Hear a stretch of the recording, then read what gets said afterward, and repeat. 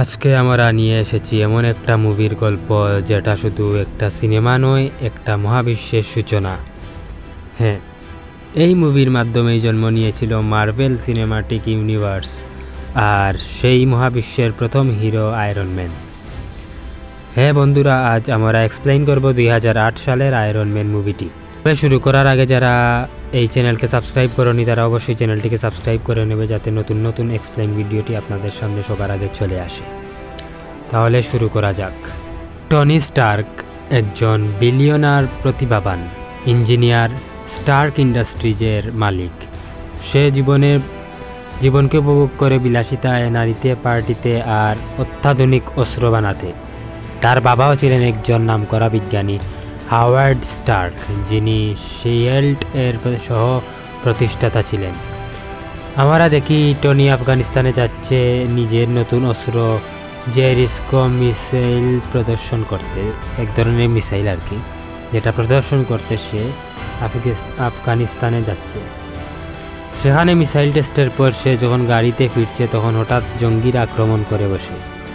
Tony মারাত্মক আহত হয়, শরীরে ছুটে আসে অসংখ্য লোহার টুকরা। তাকে অপহরণ করে একটি গুহায় বন্দী করা হয়। জ্ঞান ফিরে আসে এক অপরিচিত জায়গায়। পাশে বসে থাকা এক ডাক্তার ইনসেন, যিনি জানায় সে টনির প্রাণ বাঁচিয়েছে, কিন্তু বিপদ এখনো যায়নি। টনি দেখে জঙ্গিরা তাকে বলছে, তুমি আমাদের জন্য জেরিস্কো মিসাইল বানাও। কিন্তু টনি বুঝে যায় বানালেও এরা তাকে বাঁচতে দেবে না।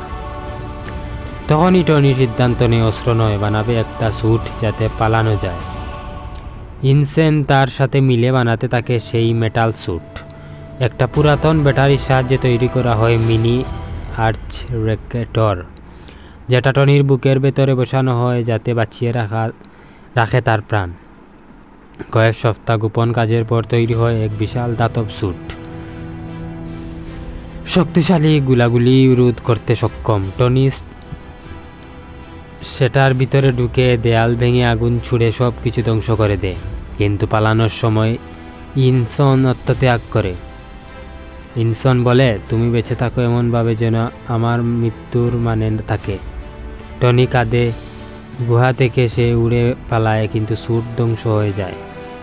স্টার্ক দেশে ফিরে আসে। সবাই ভেবেছে যে সে মারা গেছে। মিডিয়ার সামনে এসে সে সবাইকে চমকে দিয়ে বলে, আমি আর অস্ত্র বানাবো না।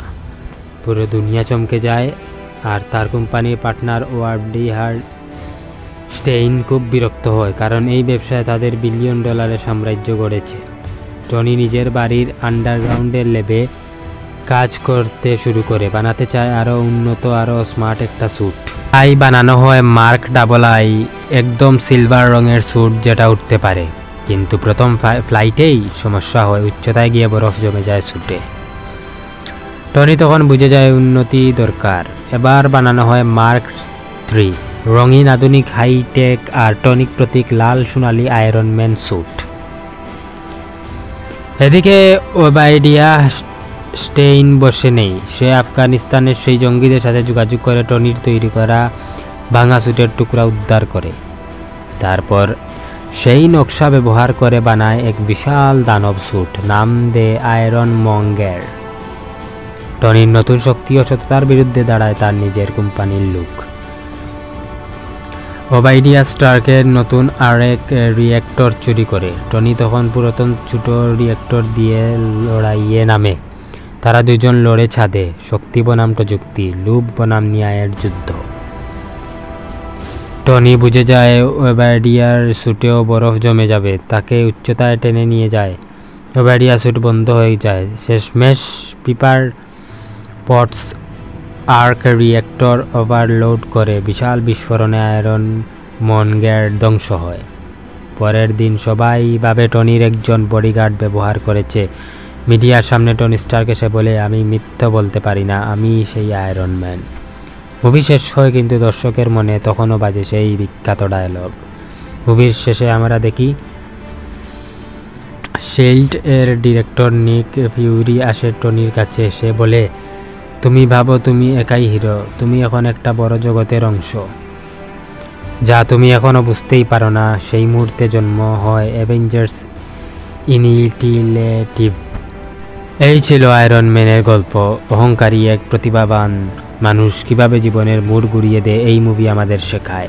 আসল হিরো হওয়ার জন্য নিজের ভুল থেকে শিক্ষা নেয়।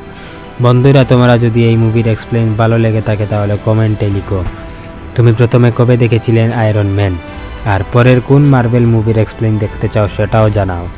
সাবস্ক্রাইব করে পাশে থাকো